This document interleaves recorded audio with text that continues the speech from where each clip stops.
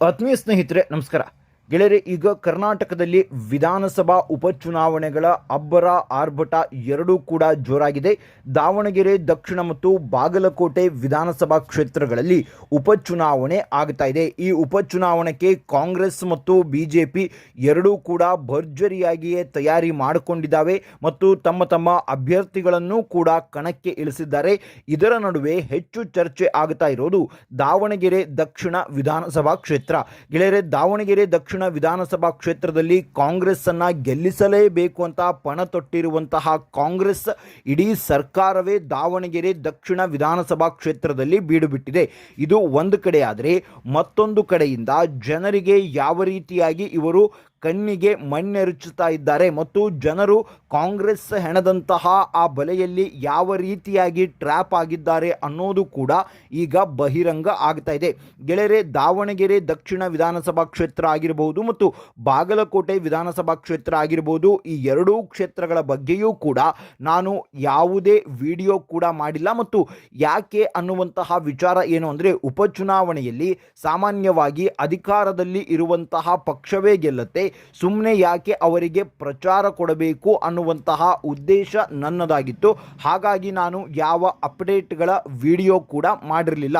ಆದರೆ ಗೆಳೆಯರೆ, ಈಗ ಕಾಂಗ್ರೆಸ್ ಯಾವ ರೀತಿಯಾಗಿ ಜನರ ಕಣ್ಣಿಗೆ ಮಣ್ಣೆರಿಸ್ತಾ ಇದೆ ಮತ್ತು ಯಾವ ರೀತಿಯಾಗಿ ಪ್ರೀ ಪ್ಲಾನ್ಡ್ ಆಗಿ ದಾವಣಗೆರೆ ದಕ್ಷಿಣದಲ್ಲಿ ಒಂದು ಬಲೆಯನ್ನ ಹೆಣೆದಿದೆ, ಆ ಬಲೆಯಲ್ಲಿ ಜನಸಾಮಾನ್ಯರು ಯಾವ ರೀತಿಯಾಗಿ ಸಿಕ್ಕಿ ಹಾಕಿಕೊಳ್ತಾ ಇದ್ದಾರೆ ಅನ್ನೋದು ಗೊತ್ತಾದ ಮೇಲೆಯೂ ಕೂಡ ಸುಮ್ಮನೆ ಇರೋದು ಮಾಧ್ಯಮದ ಜವಾಬ್ದಾರಿ ಅಲ್ಲ ಅನ್ನುವಂತಹ ಕಾರಣಕ್ಕಾಗಿ ಈ ವಿಡಿಯೋನ ಮಾಡ್ತಾ ಇದ್ದೀನಿ. ಹಾಗಾದರೆ ಗೆಳೆಯರೆ, ಕಾಂಗ್ರೆಸ್ ದಾವಣಗೆರೆ ದಕ್ಷಿಣ ವಿಧಾನಸಭಾ ಕ್ಷೇತ್ರದಲ್ಲಿ ಜನರನ್ನ ಯಾವ ರೀತಿಯಾಗಿ ಟ್ರ್ಯಾಪ್ ಮಾಡ್ತಾ ಇದೆ ಮತ್ತು ಅಲ್ಲಿ ಚರ್ಚೆ ಆಗಬೇಕಾಗಿರುವಂತಹ ವಿಚಾರಗಳೇನು, ಆದರೆ ಈಗ ಚರ್ಚೆ ಆಗ್ತಾ ಇರುವಂತಹ ವಿಚಾರಗಳೇನು ಅನ್ನೋದರ ಬಗ್ಗೆ ಒಂದಷ್ಟು ಮಾಹಿತಿಯನ್ನ ಈ ವಿಡಿಯೋದಲ್ಲಿ ಕೊಡ್ತೀನಿ.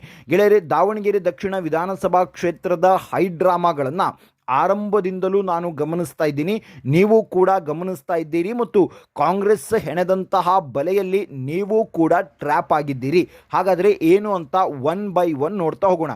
ಗೆಳೆಯರೆ, ಆರಂಭದಲ್ಲಿ ದಾವಣಗೆರೆ ದಕ್ಷಿಣ ವಿಧಾನಸಭಾ ಕ್ಷೇತ್ರದ ಹೈ ಡ್ರಾಮಾ ಯಾವ ತರಹ ಆಗಿತ್ತು ಅಂದರೆ, ಅಲ್ಲಿ ಮುಸಲ್ಮಾನರಿಗೆ ಟಿಕೆಟ್ ಕೊಡಬೇಕು ಅಂತ ಒಂದಷ್ಟು ಜನ ಪಟ್ಟನ್ನು ಹಿಡಿದ್ರು.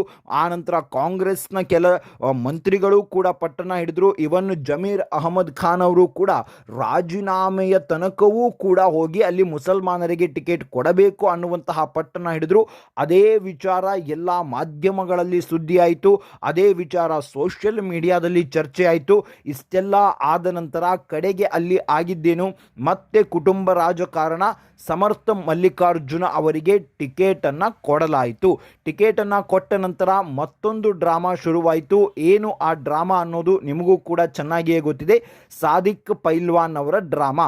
ಸಾದಿಕ್ ಪೈಲ್ವಾನ್ ಅವರ ಜೊತೆಗೆ ಒಟ್ಟು 23 ಜನ ಮುಸಲ್ಮಾನರು ಅಲ್ಲಿ ನಾಮಪತ್ರವನ್ನು ಸಲ್ಲಿಸಿದ್ರು. ಆ ನಂತರ 20 ಜನ ನಾಮಪತ್ರವನ್ನು ವಾಪಸ್ ಪಡೆದಿದ್ದು ಕೂಡ ನಿಮಗೆ ಗೊತ್ತಿದೆ. ಆನಂತರ ಸಾದಿಕ್ ಪೈಲ್ವಾನ್ ಅವರನ್ನು ಮನವೊಲಿಸೋದಕ್ಕೆ ಎಲ್ಲ ಪ್ರಯತ್ನಗಳು ಕೂಡ ಆದವು. ಆದರೆ ಅವರು ಚುನಾವಣಾ ನಾಮಪತ್ರ ವಾಪಸ್ಸು ಪಡೆಯುವಂತಹ ದಿನವನ್ನು ಮೀರಿಯೂ ಕೂಡ ನಾಮಪತ್ರ ವಾಪಸ್ಸು ಪಡೆದಿಲ್ಲ. ಆದರೆ ಈಗ ಕಾಂಗ್ರೆಸ್ ಜೊತೆಗೆ ಅವರು ಓಡಾಡ್ತಾ ಇದ್ದಾರೆ. ನಾನು ಚುನಾವಣಾ ಕಣದಿಂದ ಹಿಂದೆ ಸರಿದಿದ್ದೇನೆ ಅನ್ನುವಂತಹ ಮಾತನ್ನು ಹೇಳಿದ್ದಾರೆ. ಸೊ ಅಲ್ಲಿಗೆ ಆ ವಿಚಾರವೇ ಬಹಳಷ್ಟು ದಿನ ಚರ್ಚೆ ಆಯಿತು. ಸಾದಿಕ್ ಪೈಲ್ವಾನ್ ಅವರ ವಿಚಾರ, ಸಮರ್ಥ ಮಲ್ಲಿಕಾರ್ಜುನ ಅವರ ವಿಚಾರ, ಇವೆಲ್ಲವೂ ಕೂಡ ಅಲ್ಲಿ ಚರ್ಚೆ ಆಗ್ತಾ ಬಂತು. ಇವೆಲ್ಲವೂ ಕೂಡ ಚರ್ಚೆ ಆದ ನಂತರ ಅಟ್ಲೀಸ್ಟ್ ಚುನಾವಣಾ ಪ್ರಚಾರದ ಸಂದರ್ಭದಲ್ಲಿಯೂ ಕೂಡ ದಾವಣಗೆರೆಯ ಅಭಿವೃದ್ಧಿಯ ಬಗ್ಗೆ ಅಥವಾ ಎಸ್ ಮಲ್ಲಿಕಾರ್ಜುನ ಅವರು ದಾವಣಗೆರೆ ಕ್ಷೇತ್ರಕ್ಕೆ ಏನೆಲ್ಲ ಕೊಟ್ಟಿದ್ದಾರೆ ಅಥವಾ ಎಸ್ ಮಲ್ಲಿಕಾರ್ಜುನ ಅವರು ಎಷ್ಟು ಬಾರಿ ಸದನಕ್ಕೆ ಹೋಗಿದ್ದಾರೆ, ಎಷ್ಟು ಬಾರಿ ದಾವಣಗೆರೆ ಜನರ ಕ್ಷೇತ್ರದ ಅಥವಾ ಅವರ ಕ್ಷೇತ್ರದ ಅಭಿವೃದ್ಧಿಯ ಬಗ್ಗೆ ಸದನದಲ್ಲಿ ಮಾತನಾಡಿದ್ದಾರೆ ಅಥವಾ ಅವರ ಕ್ಷೇತ್ರದ ಜನರ ಪರವಾಗಿ ಎಷ್ಟು ಬಾರಿ ಸದನದಲ್ಲಿ ಅವರು ಧ್ವನಿ ಎತ್ತಿದ್ದಾರೆ ಅನ್ನುವಂತಹ ವಿಚಾರ ಏನಾದರೂ ಚರ್ಚೆ ಆಗುತ್ತೇನೋ ಅಂತ ನಾನು ಅಂದುಕೊಂಡಿದ್ದೆ, ದಾವಣಗೆರೆ ಜನತೆಯೂ ಅಂದುಕೊಂಡಿದ್ರು. ಆದರೆ ಈ ಚರ್ಚೆ ಬರಲೇಬಾರದು ಅಂತ ಕಾಂಗ್ರೆಸ್ ಅದ್ಭುತವಾದಂತಹ ಒಂದು ಪ್ರೀ ಪ್ಲಾನ್ಡ್ ಸ್ಕ್ರಿಪ್ಟನ್ನು ರೆಡಿ ಮಾಡಿತ್ತು. ಆ ಒಂದು ಸ್ಕ್ರಿಪ್ಟ್ಗೆ ದಾವಣಗೆರೆ ಜನತೆ ಸೇರಿದ ಹಾಗೆ ಇಡೀ ರಾಜ್ಯದ ಜನತೆ ಟ್ರ್ಯಾಪ್ಗೆ ಒಳಗಾದವರಂತೆ ವರ್ತಿಸ್ತಾ ಇರೋದು.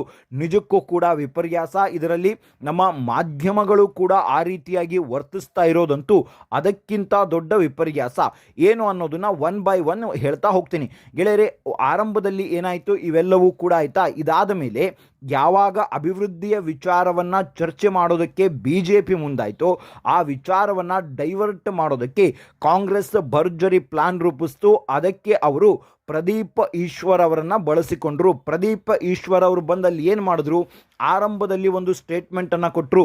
ಏನು ಅಂದರೆ ಅಬ್ದುಲ್ ಕಲಾಂ ಅವರ ವಿಚಾರವಾಗಿ ಸ್ಟೇಟ್ಮೆಂಟನ್ನು ಕೊಟ್ಟರು. ಅಬ್ದುಲ್ ಕಲಾಂ ಅವರ ವಿಚಾರವಾಗಿ ಅದು ತಪ್ಪು ಅಂತ ಗೊತ್ತಿದ್ದು ಕೂಡ ಸ್ಟೇಟ್ಮೆಂಟನ್ನು ಪ್ರದೀಪ್ ಈಶ್ವರ್ ಅವರು ಕೊಡ್ತಾರೆ. ಯಾಕೆ ಅಂದರೆ ಆ ವಿಚಾರವೇ ಅಲ್ಲಿ ಚರ್ಚೆ ಆಗಬೇಕು. ಆ ವಿಚಾರ ದೊಡ್ಡ ಮಟ್ಟದಲ್ಲಿ ಚರ್ಚೆ ಆಯಿತು. ಆನಂತರ ಅವರು BJP ಕಚೇರಿಗೆ ಹೋದರು. ಅಲ್ಲಿ ದೊಡ್ಡ ಹೈಡ್ರಾಮಾವೇ ಸೃಷ್ಟಿಯಾಯಿತು. ಹೈಡ್ರಾಮಾ ಸೃಷ್ಟಿಯಾಗಿ ನೀವೆಲ್ಲರೂ ಕೂಡ ನೋಡಿದ್ದೀರಾ. ಪ್ರದೀಪ್ ಈಶ್ವರ್ ಅವರಿಗೆ ಪೊರಕೆ ತೋರಿಸಿದ್ರು, ಅವರಿಗೆ ಚಪ್ಪಲಿ ತೋರಿಸಿದ್ರು, ಗೋ ಬ್ಯಾಕ್ ಗೆರಾವ್ ಹಾಕಿದ್ರು. ಇವೆಲ್ಲವೂ ಕೂಡ ಆಯಿತು. ಇವೆಲ್ಲವೂ ಆದ ಮೇಲೆ ಅಲ್ಲಿ ಅಭಿವೃದ್ಧಿಯ ವಿಚಾರ, SS ಮಲ್ಲಿಕಾರ್ಜುನ್ ಅವರು ಮಾಡಿರುವಂತಹ ಕೆಲಸದ ವಿಚಾರ, ಇವೆಲ್ಲವೂ ಕೂಡ ಚರ್ಚೆ ಆಗಬೇಕಾಗಿದ್ದಂತಹ ವಿಚಾರದಲ್ಲಿ ಚರ್ಚೆ ಆಗಿದ್ದು ಪ್ರದೀಪ್ ಈಶ್ವರ್ ಅವರ ಹೈಡ್ರಾಮಾದ ವಿಚಾರ. ಅದಾಯಿತು. ಅದಾದ ಮೇಲೆ ಮತ್ತೊಂದು ಹೈಡ್ರಾಮಾ ಸೃಷ್ಟಿಯಾಯಿತು. ಅದೇನು ಅಂದರೆ ಸಿದ್ದರಾಮಯ್ಯ ಅವರು ದಾವಣಗೆರೆಗೆ ಬರೋದು, ಅಲ್ಲಿ ಅವರು ಹೆಚ್ಚು ಸಮಯ ಇಲ್ಲದೆ ಇರುವಂತಹ ಒಂದು ಹೈಡ್ರಾಮಾ ಸೃಷ್ಟಿಯಾಯಿತು. ಆನಂತರ DK ಶಿವಕುಮಾರ್ ಅವರಿಗೆ ಗೋ ಬ್ಯಾಕ್ ಅನ್ನುವಂತಹ ವಿಚಾರವೂ ಕೂಡ ಅಲ್ಲಿ ಚರ್ಚೆ ಆಯಿತು. ಒಟ್ಟಾರೆಯಾಗಿ ಬರೀ ಇಂತಹದ್ದೇ ವಿಚಾರ ಚರ್ಚೆ ಆಗ್ತಾ ಇದೆ ಹೊರತು ಅಭಿವೃದ್ಧಿಯ ವಿಚಾರ ಚರ್ಚೆ ಆಗ್ತಾ ಇಲ್ಲ. ದಾವಣಗೆರೆಯ ಎಷ್ಟು ಜನಕ್ಕೆ ಉದ್ಯೋಗ ಸಿಕ್ಕಿದೆ ಅನ್ನೋದರ ಬಗ್ಗೆ ಚರ್ಚೆ ಆಗ್ತಾ ಇಲ್ಲ. ಆನಂತರ BJP ಅಭ್ಯರ್ಥಿ ಮಾಧ್ಯಮಗಳಲ್ಲಿ ಕಾಣಿಸಿಕೊಳ್ತಾನೆ ಇಲ್ಲ. ಯಾವ ಮಾಧ್ಯಮ ನೋಡಿದ್ರೂ ಕೂಡ ಬರೀ ಕಾಂಗ್ರೆಸ್ ವಿಚಾರವೇ ಕೂಡ ಚರ್ಚೆ ಆಗ್ತಾ ಇದೆ. BJPಯ ವಿಚಾರ ಚರ್ಚೆ ಆಗ್ತಾ ಇಲ್ಲ.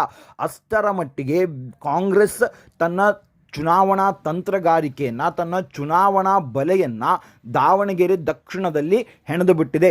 ಇದಾದ ಮೇಲೆ ಗೆಳೆಯರೆ, ಈಗ ಚರ್ಚೆ ಆಗ್ತಾ ಇರುವಂತಹ ಮತ್ತೊಂದು ವಿಚಾರ ಏನು ಅಂದರೆ ಅದು ಜಮೀರ್ ಅಹಮದ್ ಖಾನ್ ಅವರು ಬರ್ತಾರಾ ಬರೋದಿಲ್ವಾ ಅನ್ನುವಂತಹ ಚರ್ಚೆ. ಗೆಳೆಯರೆ, ಜಮೀರ್ ಅಹಮದ್ ಖಾನ್ ಅವರು ಕೊನೆಯ ದಿನದ ಪ್ರಚಾರಕ್ಕೆ ಬರ್ತಾರೆ. ಅಲ್ಲಿಯವರೆಗೂ ಕೂಡ ಜಮೀರ್ ಅಹಮದ್ ಖಾನ್ ಬರೋದಿಲ್ಲ. ಯಾಕೆ ಅಂತ ಹೇಳಿಬಿಡ್ತೀನಿ. ಈ ವಿಚಾರ ಚರ್ಚೆಯಲ್ಲಿಯೇ ಇರಬೇಕು, ಚರ್ಚೆ ಆಗ್ತಾನೆ ಇರಬೇಕು. ಈ ವಿಚಾರ ಚರ್ಚೆ ಆಗ್ತಾನೆ ಇದ್ದು ಈ ವಿಚಾರ ಮಾಧ್ಯಮಗಳಲ್ಲಿ ಮತ್ತು ಸೋಷಿಯಲ್ ಮೀಡಿಯಾದಲ್ಲಿ ಪದೇ ಪದೇ ಬರ್ತಾ ಹೋಗ್ತಾ ಇದ್ದರೆ ಕಾಂಗ್ರೆಸ್ಗೆ ಅದು ಬಹಳ ಲಾಭ ಆಗುತ್ತೆ. ಆನಂತರ ಅಲ್ಲಿ ಅಭಿವೃದ್ಧಿಯ ಯಾವ ವಿಚಾರವೂ ಕೂಡ ಚರ್ಚೆ ಆಗೋದಿಲ್ಲ ಅನ್ನುವಂತಹ ಪ್ಲ್ಯಾನನ್ನು ಕಾಂಗ್ರೆಸ್ ರೂಪಿಸಿಕೊಂಡಿದೆ. ಆ ಒಂದು ಪ್ಲ್ಯಾನ್ಗೆ ರಾಜ್ಯದ ಜನತೆ, ನಾವು ನೀವು ಸೇರಿದ ಹಾಗೆ ಅವರು ಹೆಣದಂತಹ ಟ್ರಾಪ್ಗೆ ನಾವೆಲ್ಲರೂ ಕೂಡ ಬಲಿಯಾಗಿದ್ದೇವೆ. ಇನ್ನು ಮೇಲಾದರೂ ದಾವಣಗೆರೆಯಲ್ಲಿ ಏನೆಲ್ಲ ಬದಲಾವಣೆಗಳಾಗಿದೆ, ಏನೆಲ್ಲ ಅಭಿವೃದ್ಧಿಗಳಾಗಿದೆ ಅನ್ನೋ ವಿಚಾರ ಚರ್ಚೆ ಆಗಲಿ ಅನ್ನುವಂತಹ ಕಾರಣಕ್ಕಾಗಿ ಈ ವಿಡಿಯೋನ ಮಾಡ್ತಾ ಇದ್ದೀನಿ. ಅದನ್ನು ಬಿಟ್ಟು ಅವರು ಬಂದರೋ ಬರಲಿಲ್ವೋ ಅನ್ನುವಂತಹ ವಿಚಾರ ಈಗ ಚರ್ಚೆಯ ಪ್ರಸ್ತುತ ಅಂಶ ಅಲ್ಲ ಅನ್ನೋದು ನನ್ನ ಅಭಿಪ್ರಾಯ. ನಿಮ್ಮ ಅನಿಸಿಕೆ ಅಭಿಪ್ರಾಯವನ್ನು ಕಮೆಂಟ್ ಮೂಲಕ ತಿಳಿಸಿ. ಮುಂದಿನ ವಿಡಿಯೋದಲ್ಲಿ ಮತ್ತಷ್ಟು ಮಾಹಿತಿಯ ಜೊತೆಗೆ ಬರ್ತೀನಿ. ಅಲ್ಲಿವರೆಗೂ ಜೈ ಹಿಂದ್, ಜೈ ಕರ್ನಾಟಕ.